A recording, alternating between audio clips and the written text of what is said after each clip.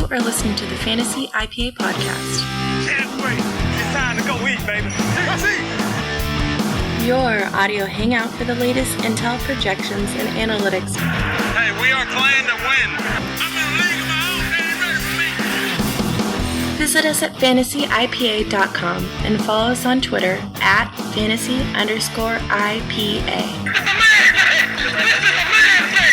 Let's do this.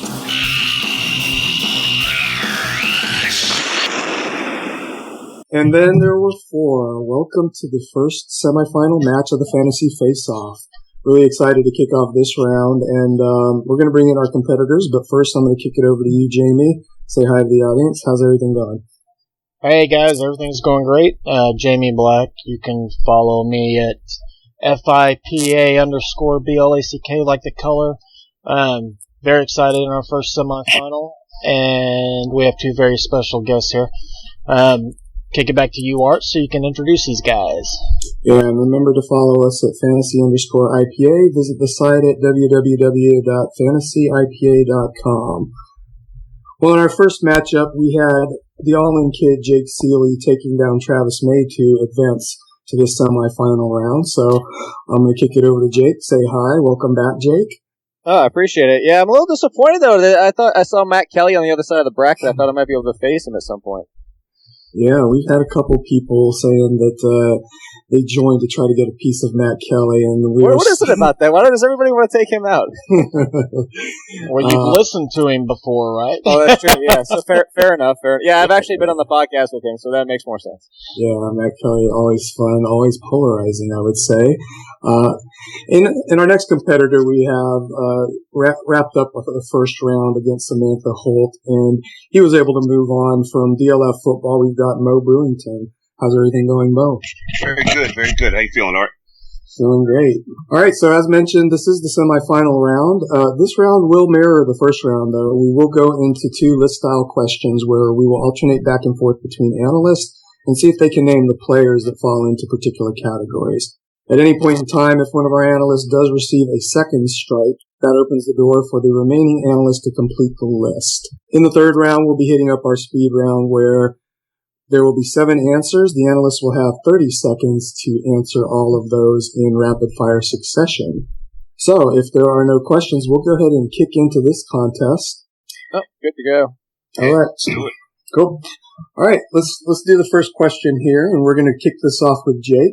And this deals with goal-to-go targets. So in this, the time frame here is we're looking at 2015 only. So goal-to-go targets. In 2015, there were 9 players that received 11 or more targets in goal-to-go situations. Jake, do you have a first guess?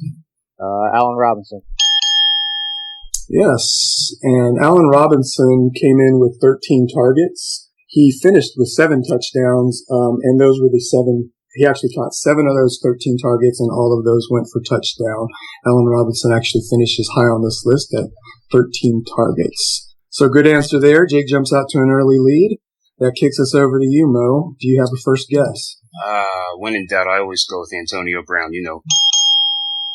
Yes, Antonio Brown. And pretty amazing stat here, but Antonio Brown barely made this list because he only had 11 targets, but he caught 10 of those passes. Now, out of those 10 passes, only 5 went for touchdown, but, you know, Antonio Brown continues to break the mold of that wide receiver where he's up there with some of the bigger guys getting those red zone targets and very efficient in converting those as well. So, all right, that gets us 1-1 with Mo and Jake each answering. Let's kick it back over to you, Jake. Who is your next guess? Actually, I'm gonna go not receiver because I just wrote about him yesterday, so I know Gary Barnidge. Wow, that's a tough one. I just wrote about him yesterday because of the Josh Gordon signing, so that was part of the thing with talking about him and everybody on the team. Oh, well, if you just wrote about it, that's pretty amazing. I think, yes. You weren't expecting that one, were you?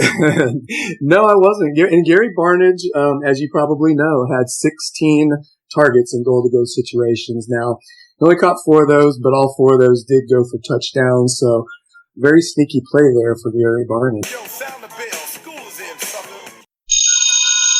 So Barnidge gives me a segue to talk about the Browns and what Josh Gordon's reinstatement does.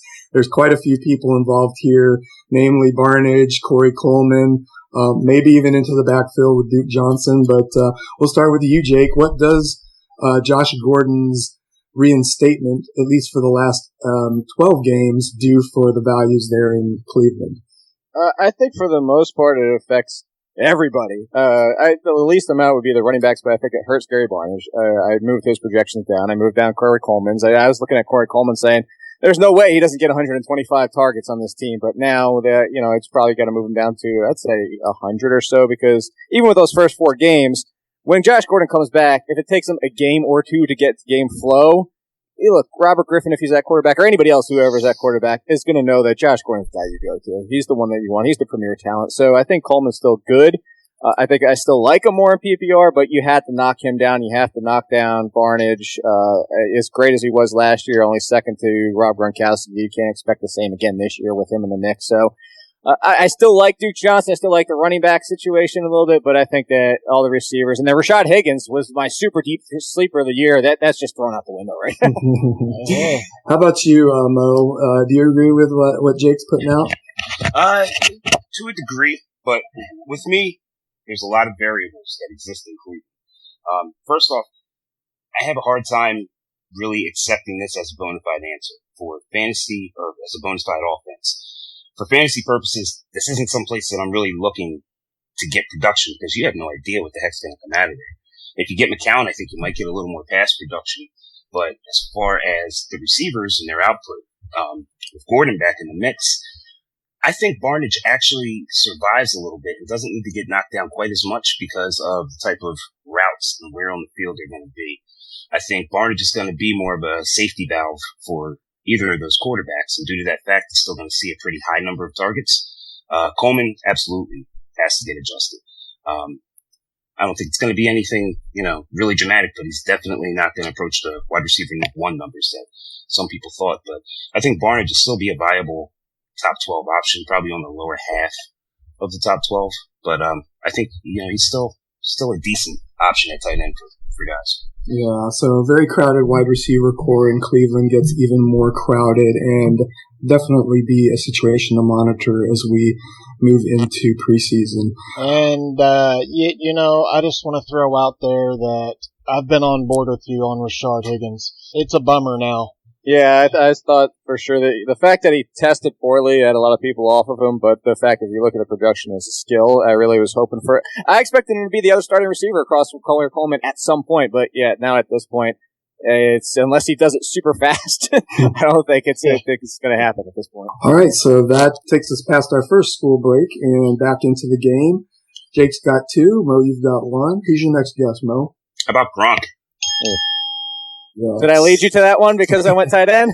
I was going to ask if tight ends were eligible. I wasn't sure. Yeah, you broke the ice cream. Yeah, tight end. And, Jake he caught himself last week when he almost revealed a name, but he did reveal a name in the last school break for Gronk. So very nice of you, Jake. But Gronk, yes, Gronk did come in on this list with 11 red zone targets. He did catch 5 of those targets, but 4 of those went for touchdowns. So pretty efficient there as well. Perfect 2 for 2 for each of you. Jake, who's your next guess? We got to go with somebody who finally just got their quarterback back. I have to go with Brandon Marshall. No. Yeah, Really? Brandon Marshall barely missed this list with 10 targets. He caught 5 of those, and 4 went for touchdowns. So wow, really? Yes, another a very close answer. Obviously, he missed it by 1 target, but he did not show up on this list. And Jake, that gives you your first strike, so you've got to tread very lightly there. May leave an opening here for Mo. Mo, who's your next guess? Let's keep the tight end train rolling and give Delaney Walker a shot. No dice. Yeah, so in succession, we have strikes from both of our analysts. But Delaney Walker, while he was peppered with targets all over the field, goal-to-go situations, he got 7. Now, he did catch 5 of those, but only 3 of those went for touchdowns. So Delaney Walker, another good guess, but he did not make this list. And that gives us once again, we're neck and neck with our 2 analysts. Each of them have a strike. We have Gary Barnage, Allen Robinson named correctly from Jake. We had Antonio Brown and Rob Gronkowski named correctly from Mo. Back to you, Jake. Can you avoid that second strike? I think so, and I'm glad Mo didn't take it with after going Brandon Marshall, because I'm going to say, I think there's no way Eric Decker, the one of the two of them had to. Yeah. Okay. And as a matter of fact, Eric Decker floats pretty close to He the only top caught of a the list. touchdown like every other week. That's right. And Eric Decker had 14 goal-to-go targets. He caught 8 of those targets for a pretty high conversion rate of 7 touchdowns. So Eric Decker, and he just got Fitz back. So I think they're going to sleep a little bit better, the receivers, that is, over there in New York. Okay. But Jake, that gives you one up on Mo. Mo, you're working on your one strike, so can you avoid that second strike here? Yeah, we'll give it a shot. How about Mr. Hopkins from Houston? Oh, yeah. That's where I was going next. Thanks, Mo. The ever-blessed Jake gets another one of his wrong answers taken right before he was going to use it. So, yeah, and DeAndre Hopkins, just like Brandon Marshall, just missed this list with 10 goal-to-go targets. He did catch 5 of those, and 4 of them went for touchdowns. Yeah, I just had this vision in my mind of all the, not necessarily Hail Marys, but all the gift balls they just threw up to Hopkins and hope that he came down with you. Yeah, so unfortunately, Mo, that does give you your second strike, and it opens the door for Jake. Now, he's only got 1 strike as well, so there are 4 more players on this list yet to be named. Jake, can you get one of those? Fitzgerald? Yes, Larry That's Fitzgerald. good because I have no other answers. So Jake takes advantage of this opportunity and puts down Larry Fitzgerald, who came in on this list at 11. He caught 7 of those targets, and 6 went for touchdowns. So Larry Fitzgerald in goal-to-go situations, heavily targeted. Jake, you've got a chance to build a sizable lead here if you can get the next 3. AJ Green. Why are you laughing? Praise Jesus! The reason why I laugh is because AJ Green has been, I think, hands down, the most missed answer in this face-off series. True, because when he had the 99. All the way back to Travis May in week 1, where he'll never forget AJ Green. But I believe AJ Green has shown up as an incorrect answer in at least 3 or 4 of our podcasts. But yeah, AJ Green was a near miss as well. And you guys did well naming the receivers that just missed at 10 targets. Right. Oh, so, he had 10 too? Yes. Wow. 10 goal-to-go targets. He caught 4 of those, and all 4 of those went for touchdowns. I think we should get half points for the 10 guys. Yes, we're giving out half points like candy. This was one of the tougher question sets we had too. So you guys knocked 6 out of them there pretty quick. So pretty impressive. Yeah. So who are the other 3?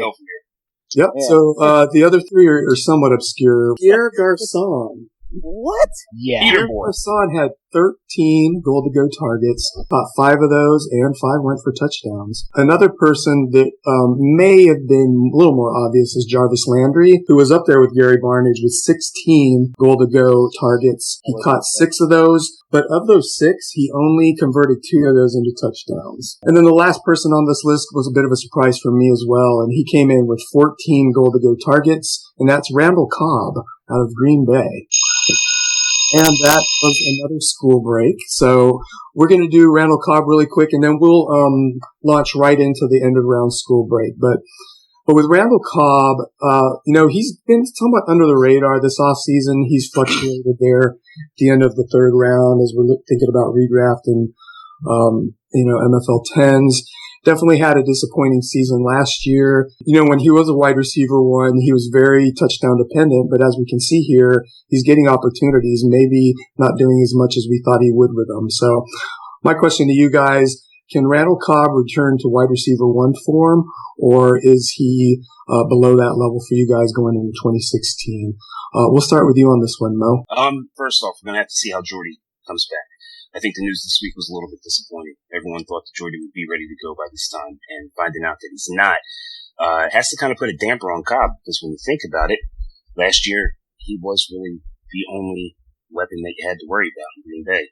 Without Jordy, Lacey was underproducing, and due to that fact, I think defense is probably able to key off on him a little bit more than they may have been with the other 2 guys in the picture. So, if Lacey comes back and can get in the form and give defenses something else to focus on, that'll help. And if Jordy can get in there and be productive, then yeah, I think Cobb has a shot at getting back in there. But yeah, last year was very disappointing to see that he wasn't capable of carrying the load all by himself. Yeah. All right. How about you, Jake? How are you handling Randall Cobb this year? I think he's a high-end wide receiver too, as long as Jordy Nelson, basically what Mo was just saying, the disappointing news, but as long as Jordy Nelson is healthy, I'm completely in on both of them. I think that I had Jordy Nelson at number 7 before this came out, and hopefully he's telling the truth, and it is just the fact that he's overcompensating coming back from the injury, and that's all it is. But there has to be a little bit of concern if you're drafting today, which hopefully you're not. Hopefully you're waiting a couple of weeks. But as we saw from Randall Cobb last year, he's kind of what I called Anquan Bolden when he left Arizona, is he's like a 1B. He's not quite the prototypical number 1 because he just can't do everything that's asked of it. He really needs another one across from him to succeed. And what he does well, he does terrific. He was just asked to do things he's not equipped to do last season. I think we all saw that. That's when we saw the downfall from it. So Jordy Nelson's on the other side. Randall Cobb will be right back to what he is. And people already forgot that he was a top 10 wide receiver the one season with Jordy Nelson, who was in the top 5. It's amazing that Cobb, he just doesn't seem, has he been 25 for about 4 years now? Yeah, right. It seems like the guy's been around forever, yet he's still remarkably young. So if you're in a dynasty league, it's a great guy to get your hands on. Yeah, I agree there. All right, so as mentioned, that brings us to the end of the round, and that's going to bring us to the end of the round school break. Question for each of you is, who do you think will lead rookie pass catchers in red zone targets? So I opened it up beyond goal to go. Who do you guys think, if you had to guess right now, will lead rookie pass catchers in red zone targets? Let's start with you, Jake. In my mind, and what a lot of people might think might be somebody like Laquan Treadwell, who could be. And then another one might be Sterling Shepard, or obviously Victor Cruz is not sitting around there. But I'm going to actually go off in one of my bold predictions. I think it's going to be Michael Thomas, because the one thing he does exceptionally well, and why I think he's going to be good at the NFL level, is he's not so much skills like you see some of these guys like the Jalen Strongs, who struggles with other aspects like route running and his hands. And the thing that he's so good at is he's a terrific route runner, and he gets great separation. And where he's going to do damage is that Marcus Colston slot flanker role that's over the middle of the field in the red zone a lot. And it's Drew Brees throwing the ball. He's going to throw the ball 650 times. He's going to throw for 35 touchdowns. He's going to throw for 5,000 yards. So if anybody, I would bank on Michael Thomas, although I would not argue with you too much if you said Sterling Shepard, especially after Gil Brandt came out today and said that Eli Manning was going to throw for 40 touchdowns. All right. Very cool. All right, Mo, who do you think is the rookie pass catcher that's going to lead in red zone targets? Yeah, I mean, like Jake said, it's easy to go Treadwell, right? Because they don't have another great big red zone option there in Minnesota. But I'll follow you off the deep end. The guy who I really am starting to like a lot is, believe it or not, Leonte Carew with the Dolphins. I think that's another team like the Vikings where you don't have a great red zone option. Possibly Jordan Cameron, but there's a lot of faith in him. I think Carew can make plays down in the red zone for them, and I don't see too many other guys challenging him besides maybe Landry. So. You heard it here from Mo, Leonte Carew, and if that's the case, Mo, I think he could be a value right now in rookie drafts, where I see him slip into the second round with great regularity. I like that, because I'm a huge Leonte Carew fan. Actually, he was my second wide receiver for rookies before the draft, and I'm with him. I actually think with Gase out there, I kept saying this, is like if anybody falls apart from this offense, it's going to be Landry, because if you look at what Gase did in Denver, you say Devontae Parker's Demaryius Thomas, and what I just said to agree with Mo is I said Leonte Carew is Emmanuel Sanders, and who's Wes Welker is Jarvis Landry. So I'm with him. I think Carew could surprise a lot of people. I like that call. Yes, there's room for Cameron too in that offense, then, as the sort of Julius Thomas role. Yeah. And I'll throw in an under-the-radar dark horse. I wouldn't choose him, but I wouldn't be surprised if it was Austin Hooper over there in Atlanta. Big target over the middle. So dark horse there. All right, that does it for round one. Jamie, where do the competitors stand? We have Jake at 4, Mo at 2. Second round will mirror the first in the alternate listing type question. This time we're going to kick it off with you, Mo. All right. Mo, since 2011, and this includes the 2011 season, there have been 10 players to post 15 or more touchdowns, that is, rushing and receiving. Can you name any of the 10s? About LaShawn McCoy. Yes, and big surprise, Mo went with LaShawn McCoy. Homer. Yeah. LeSean McCoy did it in 2011 at the age of 23, where he scored 20 touchdowns, and I believe that's the last time that anyone's broken the 20 mark. But LeSean McCoy does definitely show up on this list. And you heard the school bell, so we're going to get an analyst take here. Obviously, McCoy's no longer with Philadelphia, but they're in Buffalo. There's a lot of turmoil in that backfield with Carlos Williams, Mike Gillislee. They may be bringing in Reggie Bush. So I think that may reinforce McCoy's role as a feature back there. But if you're in a deep league that it makes sense to handcuff, who are you taking as the handcuff? We'll start with you, Mo. I think I would like to go with Jonathan Williams. Carlos Williams coming in out of shape, I can't stand, because you see what happens with guys. Last year, it was Lacey, it was Kelvin Benjamin, guys who show up to camp out of shape, and it just doesn't bode well during the season. Either they're going to underperform or they're going to get injured. So Carlos Williams automatically gets X'd off. Reggie Bush probably is good for no more than 4 or 5 games before some kind of soft tissue injury appears. So Jonathan Williams would be the guy who I'm going to take a bet on if I have to.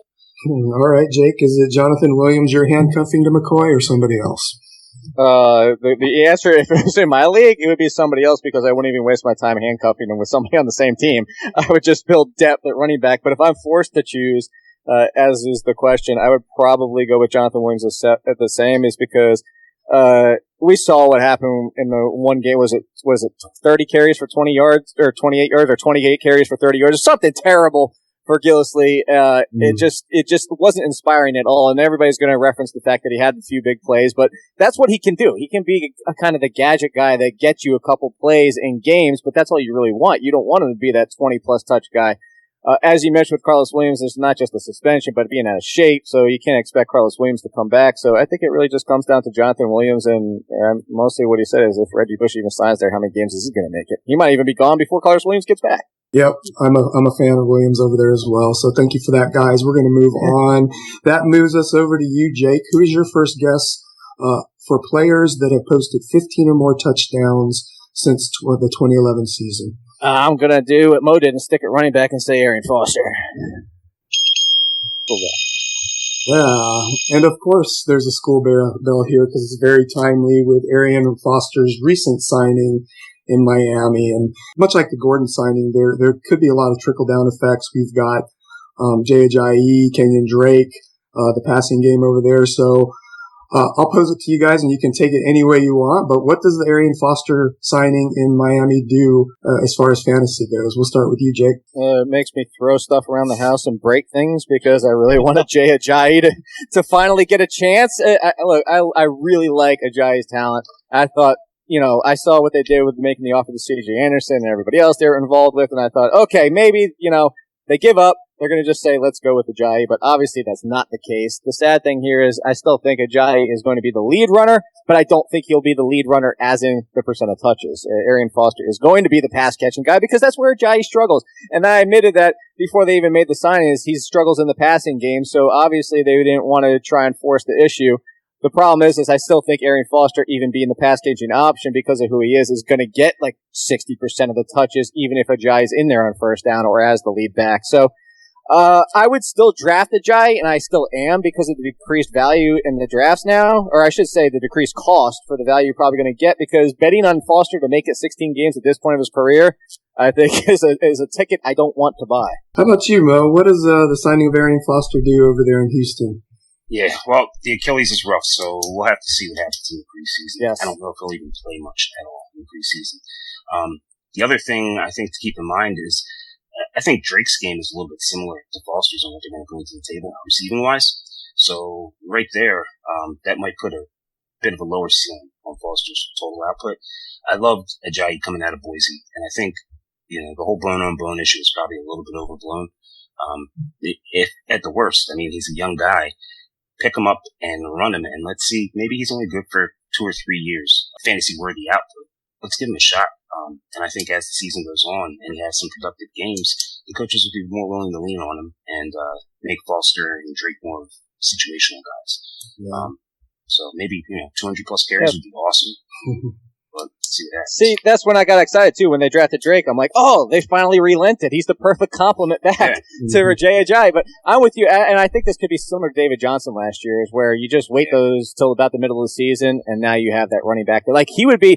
I keep saying this for people drafting. Is like I want one lotto ticket, and when I say lotto ticket on my bench, that means you don't drop the guy like David Johnson last year. You just say, suck it up. I'm keeping him the entire year, even if he busts. J.J., and I think we're in agreement here, would be one of those guys for me. I would just sit him on my bench, even if I had to wait it out for 9 weeks. Yeah, and yet I don't even think you'll have to. I mean, the guy's going to get touches right off the bat. It's not like he's looking to overcome a starter. I don't think Foster's going to be given the job. I think it's really going to be a true timeshare there, just because you have to be cognizant of it. Yeah, it's going to be very interesting to monitor that situation. But that ties us up at one apiece with LaShawn McCoy and Foster being named so far. That kicks us back to you, Mo. Who is your next guess? All right, so we got Shady, we got Arian Foster. Let's go Des Bryant. Yeah, Des Bryant in 2014 had a total of 16 touchdowns, and they were all in the receiving game. So Des Bryant definitely shows up on this list. That kicks us back to you, Jake. Who is your next guess? We talked about him before.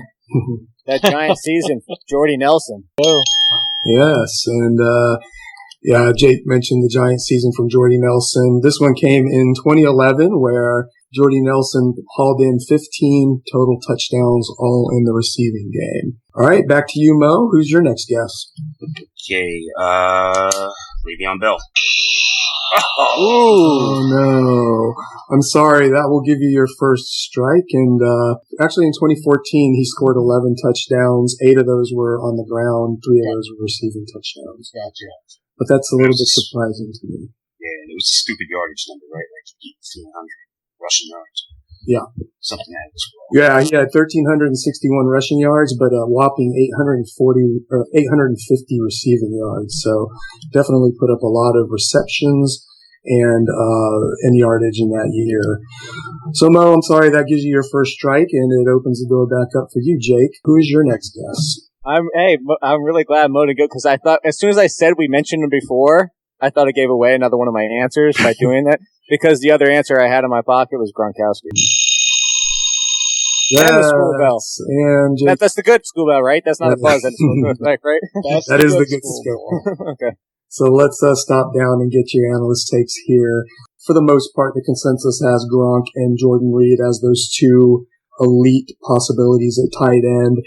Now they're going, I'd say about 2 rounds apart, where you've got Gronk going end of the first and early second. And I'm seeing Jordan Reed going, more end of the third, early fourth. And I believe that's pretty close in whether it's Dynasty or NFL 10s or whatnot. So my question to you guys, we'll start with you, Jake. Do you take Gronk at the end of the first, or would you prefer Jordan Reed at the end of the third? No, I am somebody who never takes Gronk ever, just because I'm not going to pay the price to take. I mean, I just don't like, it's the fact that it's not that I don't like Gronk and I don't like the leg up you get over everybody else at tight end, because it is a huge gap. It's just, I don't like how my teams turn out, because you're giving up one of two things. You're either giving up a bell cow running back, who I've been the same last year as this year, is that I hate zero RB. I want a bell cow running back. So you probably give that up, or if you don't give that up and you take Gronkowski and a running back, well, then you just gave up a top tier wide receiver. So you missed out on, you could call him a bell cow wide receiver if you want. But I mean, you're giving up one of those guys to get Gronkowski, and I understand the edge, but I just think the fact that you can get, not necessarily there's going to be a Jordan Reed every single year, but Gary Barnage, we talked about him before. Who's second? Who saw Gary Barnage coming? But Gary Barnage, Jordan Reed, Olsen, Witten, and PPR still is a top 10 option. I just think there's plenty of options where you can build so much, a better team at running back and wide receiver and be more stable than drafting Gronkowski. So Gronk would probably have to fall to me late second. All right. And how about you, Mo? Are you taking Gronk at the end of the first, into the second? Or would you that's another big pet peeve of mine. Is you'll never see me taking Gronkowski or any tight end for that matter in the first round. The advantage, I think, with Gronkowski, unless he's having that monster season, is pretty overblown. And last year it wasn't there. I mean, last year the difference between Gronk and tight end number 2 was a handful of points, maybe 10 or less, which averages out to over 14 games. Again, I mean, there's lots of value with guys like Delaney Walker in a PPR league. He's going to be a big target of Mariota's. He's going to just catch a lot of cheap and easy passes he's got yak ability. I don't like taking tight ends early. In that first round, you really should be getting wide receivers who are going to put up 300 or more points in the league. Or, a running back who's really going to be a staple for you all year. That Gronk difference, even in his great year, is. Yeah. And you mentioned the smaller gap in the tight end position and how Jordan Reed on a per game basis actually outscored Gronk last year. So that's where the interesting piece comes with the 2-round delta as far as ADP. But at this point, you guys have identified LaShawn McCoy, Rob Gronkowski, Arian Foster, Des Bryant, and Jordy Nelson. That leaves 5 correct answers still on the board. That kicks us over to you, Mo. Yeah, so who's your next guess? I'm in the danger zone here, guys, because these are all guesses at this point. But let's go with Antonio Brown. Again. So, Mo, unfortunately, that'll give you your second strike, and it is another one that barely missed this list. He did post 14 touchdowns in 2014, so Antonio Brown just missed. All right, so that opens the door once again, Jake. You've got a big opportunity to build up a sizable lead as we move into the speed round. Can you get any more of these names? Can I? Maybe. They're all guesses at most at this point. That one Peyton Manning year and Demaryius Thomas. No. Another near miss, though. Demaryius Thomas in 2013, the big Peyton Manning year, had 14 touchdowns. Just under the cut down. We're getting all the 14s out of the way. You are. But that's good for this show because that gives Jake his first strike. And if he can't name another one, we'll be pretty close going into that speed round, Jake. How many do we have left? How many options or receivers are left? There are still 5 players left. Oh, Calvin Johnson. Yeah. I wasn't even thinking about him because he's not playing anymore. Yeah. And he's been somewhat quiet the past 2 seasons. But in 2011, Calvin came in with 16 touchdowns to go along with almost 1,700 yards, 96 receptions. Ooh! I got another one. I just thought of another one. I think I got another one. All right, Jake, you got another one. Give it to us. Jimmy Graham. Oh, there you go. I was gonna say, how y'all not remembered that one yet? Yeah, because what was that? 2012? Yeah, no, actually 2013. Yeah, oh, close. Yeah, because I just thought about the Gronkowski thing where they were both going in the first round. Yeah. In 2013, at the age of 27, Jimmy Graham posted 16 touchdowns to go along with 1,200 yards and 86 receptions. So, I'm screwed now. That was it. There's more still? There's 3 more. 2 of them you may kick yourself, but one of them's somewhat obscure. No, let me scan down with Andre Johnson. And we knew Andre Johnson was generally that target hog. Jamie, if you can locate Andre Johnson's best season, I'll go through the rest of these names here. This one you may kick yourself, but in 2013, the great Jamal Charles had a total of 19 touchdowns. 7 receiving touchdowns, 12 touchdowns on the ground, and if I'm not mistaken, that is that year where he blew up for 5 in the fantasy playoffs. So Jamal Charles. The next person is Beast Mode, Marshawn Lynch. In 2014, he scored 17 touchdowns. And amazingly, 4 of those came in the air, so 13 touchdowns. Yeah, I wasn't thinking about the air. I didn't think he ever caught that many. Yeah. And then lastly, Ray Rice rounds out this list, who did squeak in with 15 touchdowns in the year 2011. Ray who? Yeah, it's funny how fast these guys slip from your memory once they're. That's true. I wasn't even thinking about any more. I thought we would name the only 2 running backs. And then back to Andre Johnson. I know this seems impossible because he's been so great, but he's never had a double-digit touchdown season. Whoa. Yeah. I don't lose a point for that, do I? No, for being that far off. Very cool tidbits everywhere. But, you heard the school bell, and that's going to bring us to our end of round school session. In 2016, who's going to lead the league in total touchdowns? If you had to guess right now, let's start with you, Mo. Who do you think will lead the league in total touchdowns in 2016? I guess Elliott might be a possibility. He gets a lot of touches. You can see that. Much as I hate to say it. Look around the league, and there's a lot of different position battles that kind of got convoluted, right? Le'Veon's probably out of the conversation now for suspension plus D'Angelo. Antonio, I guess, is always a target. Gronk now has to deal with Martellus Bennett and share a little bit of glory there. So it's tough to say what could really happen. Elliott is probably as good a guess as any. Wow, that would definitely justify the hype and the high draft position that he's going in right now. How about you, Jake? Do you have somebody else that you think will lead the league in total touchdowns? Yeah, I like the Elliott pick. I think that's a good one. You might think going receiver, and not to be a homer, but I did say that Odell Beckham's going to be the leading receiving, most touchdowns this year. But I'm not going to go with receiver. I'm actually going back to running back, and it's not Ezekiel Elliott. I'm going to say David Johnson. He is. I would have said Le'Veon Bell, but now David Johnson's my number one running back because people don't realize 12 touchdowns last year. And he barely even played until the second half. So, I think David Johnson is just going to be a monster this year.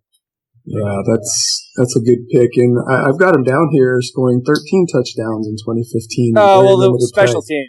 Okay. Yeah. Yeah. All right. Very cool. Thank you guys for dropping that knowledge. And, that's going to bring us to the speed round. And Jamie, where do we stand going in? Jake has a 9-4 lead. Yeah. So Mo, we need you to get a lot of these to put the pressure on Jake. All right. Jake, for now, if you don't mind, if you wouldn't mind dropping off, yep, I'll add you back in a few moments. Okay. All right, crunch time here, Mo. And we went a little bit obscure with this speed round, and what we're going to be asking today is going to harken back to combine times, and specifically the 40-yard dash. The cutoff that we set today is going to be 4.5. And so when we're talking about 4.4 or sub 4.5 40s, right. When I name this player, I want you to say over if you think they ran it in over 4.5 seconds, or under if you think they ran their 40 in under 4.5 seconds. Okay. I've got 30 seconds. Are you ready, Mo? Good to go. Again. Amir Abdullah. Over. Ezekiel Elliott. Over. Sammy Watkins. Under. Duke Johnson. Under. Carlos Williams. Under. Amari Cooper. Under. Tyler Lockett. Under. Never expired. There we go, Mo. So, Amir Abdullah, you said over. You were correct. He was over with 4.446. Ezekiel Elliott, you said over. He actually came in under 4.5 at 4.47. Sammy Watkins, you said under. You were correct at 4.43. Duke Johnson, you said under, but he was over at 4.54. Carlos Williams, you said under. This was a tricky one because of the weight problems. You were correct at 4.48. Amari Cooper, you were correct at under at 4.42. And Tyler Lockett, correct at under at 4.4. Was that a -2? So that gave you 5. Right, Yeah. cool. Well, Yep. 5 out of so 6. he has to get them all wrong, basically. Yes, that's right. Awesome. Yeah, so let me try to bring in Jake here. All right, we got you back, Jake. Yeah, we got you back. Hey, as a compliment, by the way, for like what I'm putting together, what I'm working on from the show that I do tomorrow morning. This your show kind of gave me ideas. Like I'm playing a game tomorrow. Cool. And it's like a who am I game of like random like stats. Like so, thanks to this, is actually really fun. Well, gave me ideas. All right, Jake. Mo showed well. He did get 5, so that ties you up. Okay. Now, so you basically have to answer one of these right, but we would definitely encourage you to try to get all 7, of course. You're not going to trick me with one of those Eli Manning ones again. There's one tricky one on here that Mo actually got. So. Oh, really? Yeah, Mo. They said who drafted the Giants or drafted Eli Manning. I said Giants, and they were like, no, it's San Diego. I was like, no, but they traded, so technically. Why didn't you give me that question? Right, so, all right, Jake, the category here is going to deal with 40 times. And what we're looking at are players that posted 40 times under or over 4.5. So sub 4.5 or 4.40 guys or over 4.5 40s. I'll name the player. You say over if you think their combined 40 time was over 4.5. You say under if you think their combined 40 time was under 4.5. Okay. All There's right. some tricky ones, man. Everything's not always what it seems, so don't overthink it. Maybe I should. I mean, I only need one. I should probably just say over for every single one. All in kid brings in the odds here. So, all right, Jamie, when you've got 30 seconds and you check with Jake, we'll kick off. 30 seconds. You ready, Jake? Yeah. All right. Begin. Amir Abdullah. Under. Ezekiel Elliott. Over. Sammy Watkins. Under. Duke Johnson. Under. Carlos Williams. Over. Amari Cooper. Over. And Tyler Lockett. Under. You almost gave me a shot. Yeah. So I get one right? let's run over the list. For Amir Abdullah, you said under, but he was actually over at 4.6. A little bit longer in the 40 time there. A little bit surprising. For Ezekiel, I was just thinking about that one play in the preseason last year. You know? Yeah. Juked Eric Weddle. In the preseason too. Yeah. So Ezekiel Elliott, you said over. He was actually under at 4.47. Sammy Watkins, you got your correct answer to seal the win with under. He did come in under 4.5 at a 4.43. Duke Johnson, you got incorrect. You said under. He was over at 4.54. Carlos Williams, this was the one we thought was tricky with all the weight issues. You said over. He came in at under at 4.48 seconds in the 40. Amari Cooper, over, you said. Incorrect. He was under at 4.42. And lastly, Tyler Lockett, you were correct with under at 4.4. So, Jamie, it's just supposed to show 4.5. Those 440s don't matter. Yeah. Yeah, and I think actually that is one of the big takeaways from those 40. I thought you were going to throw out give us like a softball one like Chris Johnson and Jerry Rice. Antonio Brown was like 4.58, but you never know that from seeing him play. Yeah. That's true. That's right. So congratulations, Jay. Or what is the final score there, Jamie? 11-9. 11 All right. 9. Congratulations, Jake. Nice job, Mo. Whoa. That's a good thing I had a lead. Yeah. Jake's, in both of his matchups, he's jumped out to an early lead and held on to him throughout. So congratulations, Jake. That makes you the winner of the semifinal matchup. We'll see you again in the future for our finals matchup where you'll face the winner of Eric Ollinger from DLF and Jeremy Funk from DFF.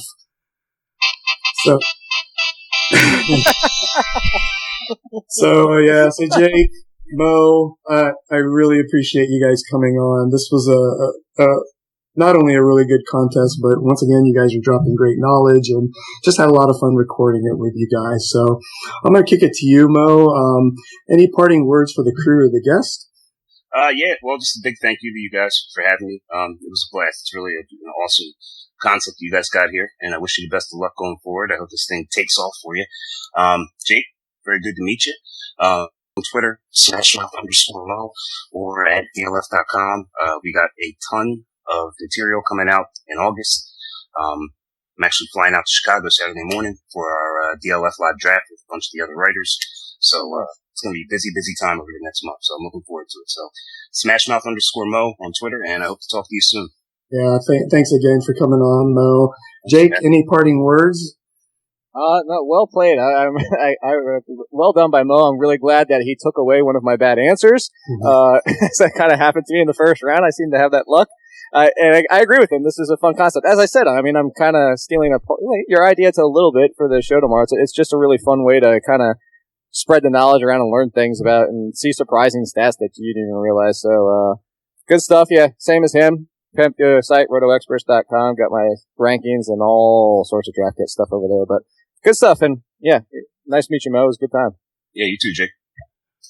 Yeah, and we definitely take that as a compliment that other people are spinning off and looking to bring information in this manner. So, Jamie, any parting words for the guests before we wrap?